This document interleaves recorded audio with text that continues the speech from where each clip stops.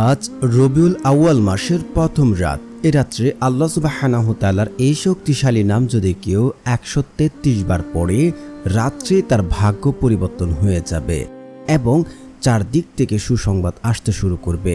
আল্লাহ সুবহানাহু তাআলা দুনিয়ার সমস্ত রিজিকের দরজা তার জন্য খুলে দেবেন।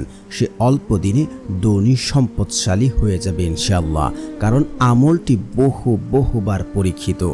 আজ পর্যন্ত কেউ ব্যর্থ হয়নি এই আমল করে। যারাই আমল করেছে সবাই ফলাফল পেয়েছে। বহুবার যাচাইকৃত বাছাইকৃত একটি আমল। যারা অভাবে আছেন, দারিদ্রতায় আছেন, বিপদ আপদে আছেন, মনের আশা পূর্ণ হচ্ছে না, আপনারা শুধু আজকের রাত্রে আমলটি করুন।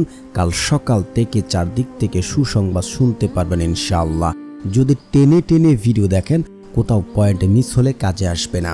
তাই না টেনে সম্পূর্ণ ভিডিও দেখার অনুরোধ রইল।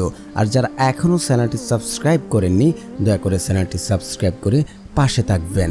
আমি আপনি দুনিয়াতে সবাই চাই টাকা পয়সা ধন সম্পদ হোক, কারণ দুনিয়াতে যদি আপনার টাকা পয়সা ধন সম্পদ না থাকে, তাহলে দুনিয়াতে আপনার 4টা পয়সারও দাম নেই। দুনিয়াতে আপনার কোনো দাম নেই। টাকা নেই, আপনার স্ত্রী আপনাকে পছন্দ করবে না। টাকা নেই, আপনার মা বাবা আপনাকে পছন্দ করবে না। টাকা নেই, আপনার ভাই বোন আপনাকে পছন্দ করবে না। টাকা নেই, আপনার ছেলে সন্তান, আপনার মেয়ে সন্তান আপনাকে পছন্দ করবে না। টাকা নেই, সমাজে আপনার কোনো দাম নেই। কিন্তু টাকা পুরুষের থাকতেই হবে, কিন্তু সেটা হালালভাবে ইনকাম করতে হবে। তো আমাদের মাঝে অনেকেই বেকার রয়েছেন, অনেক কিছু চেষ্টা করছেন, কিন্তু ভাগ্যের চাকা পরিবর্তন হচ্ছে না। ভাগ্য যেন কোনোভাবেই ফিরে আসছে না। জীবনে স্বাচ্ছন্দ্য সুখ শান্তি আসছে না। কি করবেন তা বুঝে উঠতে পারছেন না। আপনাকে বলবো, আজকের রাত্রে শুধু নিয়মটা ফলো করে আল্লাহ তাআলার এই শক্তিশালী নাম পড়ে আল্লাহ তাআলার কাছে চান। সকাল থেকেই আপনি চারদিক থেকে সুসংবাদ শুনতে শুরু করবেন। আপনার জীবনে বারাকা আসতে শুরু করবে। জীবনে কখনো দারিদ্রতা আপনাকে গ্রাস করবে না। জীবনে কখনো দারিদ্রতা আপনার জীবনে আসবে না। অভাব অনটন থাকবে না। আপনি অল্প দিনে ধনী সম্পদশালী হয়ে যাবেন। কারণ আপনারা তিরমিজি শরীফের হাদিসটি একটু যাচাই করে দেখতে পারেন। যে ব্যক্তি আল্লাহ তাআলার কাছে বেশি বেশি দোয়া করবে, দোয়াই কেবল পারে তার ভাগ্য পরিবর্তন করতে, দোয়াই কেবল পারে তার জীবন পরিবর্তন করতে। আল্লাহ তাআলা পবিত্র কোরআনেও বলেছেন যে তোমরা আমার কাছে দোয়া করো, আমি তোমাদের দোয়া কবুল করব। আল্লাহ তাআলা পবিত্র কোরআনে আরও বলেন, উদউনি আস্তাজিব লাকুম, তোমরা আমাকে ডাকো, আমি তোমাদের ডাকেই সাড়া দেব। আর আল্লাহ রাসূল সাল্লাল্লাহু আলাইহি ওয়াসাল্লাম বলেন, যখন কোনো বান্দা আল্লাহ তাআলার কাছে দু হাত তুলেন এবং আল্লাহ রাব্বুল আলামিন লজ্জাবোধ করেন ওই সকল বান্দার হাতকে খালি হাতে ফেরত দিতে, তিনি কখনোই তার বান্দাদেরকে খালি হাতে ফেরত দেন না। তো আপনি যদি যে কোনো অবস্থাতেই দেখেন, আল্লাহ তাআলার কাছে চাইতে পারেন, আপনার ভাগ্য পরিবর্তন হবে। এখন অনেকেই বলবেন ভাগ্য কিভাবে পরিবর্তন হবে, তা তো আল্লাহ তাআলা আগে নির্দিষ্ট করে দিয়েছেন। দেখুন, আল্লাহ সুবহানাহু তাআলা আমাদের পৃথিবীর সৃষ্টি হওয়ার 50,000 বছর আগে আমার আপনার ভাগ্য তকদির লিখে রেখেছেন। কে কোথায় যাবে, কে কত টাকার মালিক হবে, কে কি অর্জন করবে, সব কিছু দেখুন। এবং সেটা কিন্তু লিখেও রেখেছেন এমন যে আমাদের তকদিরে কি কি ঘটবে, কিন্তু এমনও কিছু রেখেছে আমলের মাধ্যমে, চেষ্টার মাধ্যমে আমরা পরিবর্তন কিছু করতে পারবো। সেটা আমাদের জন্য ঝুলন্ত অবস্থায় রেখেছে। তো আমি আপনি যদি চেষ্টা না করি, তাহলে আল্লাহ তাআলা আমাদের ভাগ্য পরিবর্তন করবেন না। আপনারা একটি সূরার আয়াত থেকে আমরা সঠিকভাবে জানতে পারি যে আল্লাহ তাআলা বলেন যে সে জাতি, সে ব্যক্তির ভাগ্য আল্লাহ তাআলা ততক্ষণ পর্যন্ত পরিবর্তন করেন না যতক্ষণ না পর্যন্ত সে নিজে চেষ্টা না করে। আপনাকে চেষ্টা করতে হবে, আপনাকে পরিশ্রম করতে হবে। এবং আরেকটি কথা আপনাকে মনে রাখতে হবে যে আপনাকে যদি আল্লাহ তাআলা 100 কোটি 200 কোটি টাকা আপনার জীবনে লিখে রাখে, তাহলে সে টাকা যতক্ষণ পর্যন্ত আপনি ইনকাম করছেন না, ততক্ষণ পর্যন্ত আপনার মৃত্যুবরণ হবে না। আপনি সে টাকা ইনকাম করার পরই আল্লাহ তাআলা আপনার মৃত্যু নির্ধারিত করবে। কিন্তু আপনাকে চেষ্টা করতে হবে, ঘরে বসে থাকলে হবে না। আল্লাহ তাআলা গড়ে আপনাকে দিয়ে যাবে না। আপনাকে ব্যবসা বাণিজ্য, চাকরি বাকরি যাই করেন না কেন, সেটার মাধ্যমে আপনার রিজিক আপনাকে তালাশ করতে হবে। আপনি ব্যবসা করছেন বা চাকরি করছেন, চাকরির পাশাপাশি ব্যবসা করার চেষ্টা করেন। আপনার দুই জায়গা থেকে জীবনে রিজিক আসবে, জীবনে সাফল্যতা আসবে। কিন্তু ঘরে বসে থাকলে কোনোভাবেই কোনো কিছু সম্ভব হবে না। কারণ আল্লাহ তাআলা পবিত্র কোরআনে এটাই বলেছেন যে সে জাতি বা সেই ব্যক্তির ভাগ্য আল্লাহ তাআলা ততক্ষণ পর্যন্ত পরিবর্তন করেন না যতক্ষণ পর্যন্ত সে নিজের চেষ্টা না করে। আপনি বেকার আছেন, যদি ঘরে বসে থাকেন যে দেখি কোনো কিছু হয় কিনা, কেউ কিছু দিয়ে যায় কিনা, তা কিন্তু হবে না, আপনাকে চেষ্টা করতে হবে বেকারত্ব থেকে মুক্তি হওয়ার জন্য। এবং আপনি চাকরি করছেন, চাকরি তো চেষ্টা করতে হবে ভালো কোনো পদে যাওয়ার জন্য। আপনি ব্যবসা করছেন, চেষ্টা করতে হবে কিভাবে কাস্টমার আপনার দোকানে বেশি আসবে, কিভাবে আপনি ভালো সেল করতে পারবেন। তার না করলে তো আপনার জীবনে কোনো কিছুই অর্জন হবে না, কারণ আল্লাহ তাআলা এমনিতে আপনার ঘরে এসে দিয়ে যাবে না, কারণ আল্লাহ তাআলা আপনাকে চেষ্টার মাধ্যমেই দিবেন। এখন কথা হচ্ছে, তাহলে এই রবিউল আউয়াল মাসের প্রথম রাতে আমরা আজকের আমলটি কিভাবে করব? আমলটি করার জন্য আপনাকে সর্বপ্রথম উত্তম রূপে উজু করে নিতে হবে। উজু করে এসে ঘরে এসে আপনি পরিষ্কার পরিচ্ছন্ন ভালো জামা কাপড় পরে নেবেন। তারপর যখন আপনি 2 রাকাত 4 রাকাত 8 রাকাত নফল নামাজ পড়বেন, ওই নামাজের সময় যখন আপনি পড়বেন সুবহানা রাব্বিয়াল আলা, সুবহানা রাব্বিয়াল আলা, সুবহানা রাব্বিয়াল আলা, এভাবে যখন আপনি নামাজ পড়বেন, পড়ার পরে আপনি যে উদ্দেশ্যে বা মনের যে আশা বা যে কাজের জন্য আপনি আল্লাহ তাআলার কাছে দোয়া করছেন, আল্লাহ তাআলার কাছে ওই সেজদাবদ্ধ অবস্থায় আপনি দোয়া করতে থাকবেন। একবার যতবারই সেজদা করবেন ততবারই আল্লাহ তাআলার কাছে চাইতে থাকবেন। এতগুলো প্রথম পর্ব।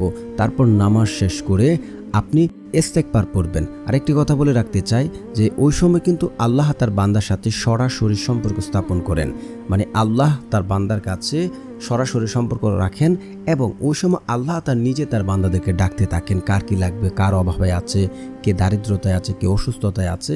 তখন যদি চান আল্লাহ তাআলা আপনাকে অবশ্যই দেবেন। আল্লাহ তাআলা কখনোই তার বান্দাকে খালি হাতে ফেরত দেন না। তো আপনারা ইস্তেগফার পড়তে হবে কেন? কারণ ইস্তেগফার হচ্ছে আল্লাহ তাআলার কাছে ক্ষমা চাওয়া, তওবা করা।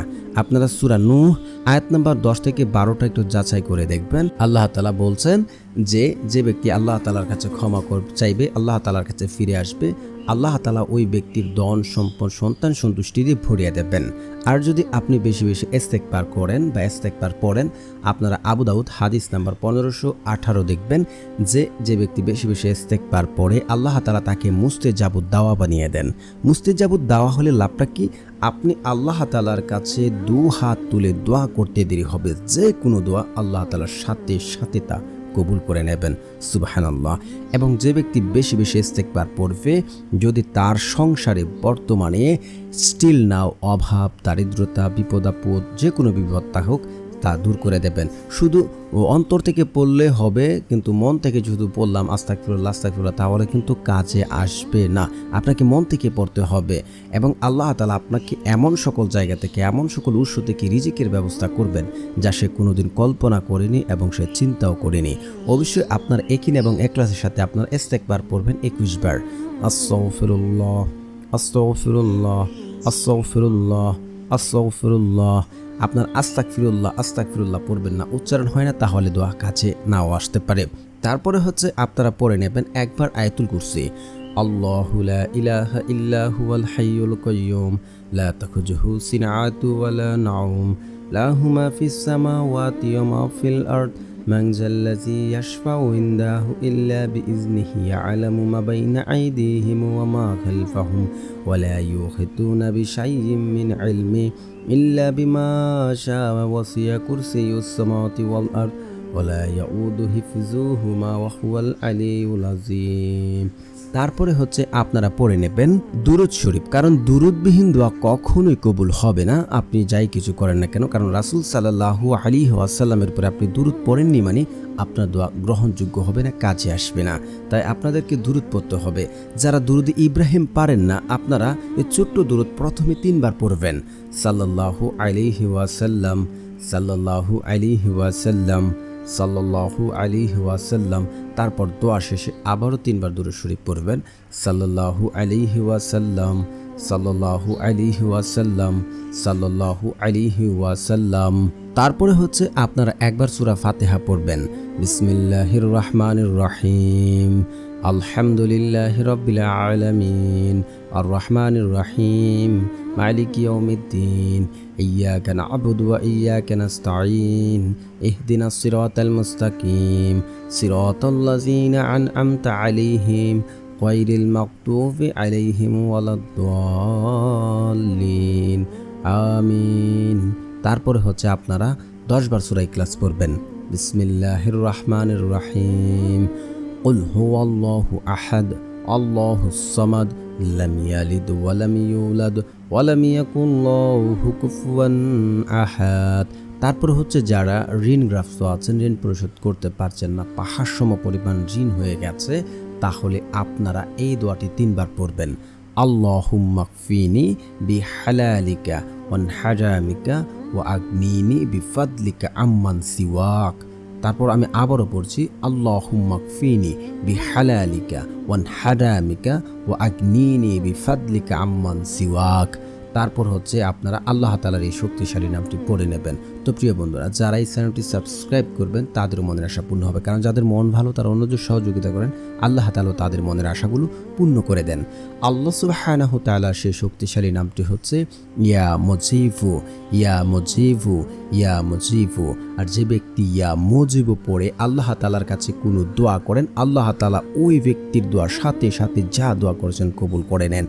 এবং সে যদি লিখে সাথে রাখে কাউকে বিয়ের প্রস্তাব দেয়, হালালভাবে বিয়ে করতে চায় পছন্দ করে, তাহলে তার বিয়ের প্রস্তাব তারা গ্রহণ করবে ইনশাআল্লাহ। তারপরে হচ্ছে আপনারা 2 হাত তুলে কায়মনোবাক্যে কান্নাকাটি করে পূর্বে পাপের জন্য লজ্জিত হয়ে আল্লাহ তাআলার কাছে অনুতপ্ত হয়ে দোয়া করলে আল্লাহ তাআলা এই দোয়া কখনোই ফেরত দেবেন না। কারণ আল্লাহ রাব্বুল আলামিন তার বান্দাকে খালি হাতে ফেরত দেন না। আপনি যদি নিজে শিওর হতে পারেন আমার দোয়া কবুল হয়েছে, আল্লাহ শুনেছে, আল্লাহর কসম করে বলছে আপনার দোয়া কবুল হবে। যদি শর্ত ঠিক থাকে, হালাল খাবার খেয়ে দোয়া করতে হবে, হারাম খেয়ে দোয়া করলে কাজে আসবে না, 5 ওয়াক্ত নামাজ পড়তে হবে এবং তাড়াহুড়া করা যাবে না, এবং হচ্ছে আত্মীয় সম্পর্ক চিহ্নিত কোনো দোয়া করা যাবে না। এগুলো যদি ঠিক থাকে আপনার 100% নিশ্চিত থাকেন দোয়া কবুল হবে। তো প্রিয় বন্ধুরা, যারা আমলটি করছেন অবশ্যই একটি লাইক করবেন এবং আপনার মনের আশাগুলো কমেন্টে লিখে যাবেন যেন আপনার জন্য দোয়া করতে পারি। আর সকলে লিখবেন আমিন আমিন সুম্মা আমিন।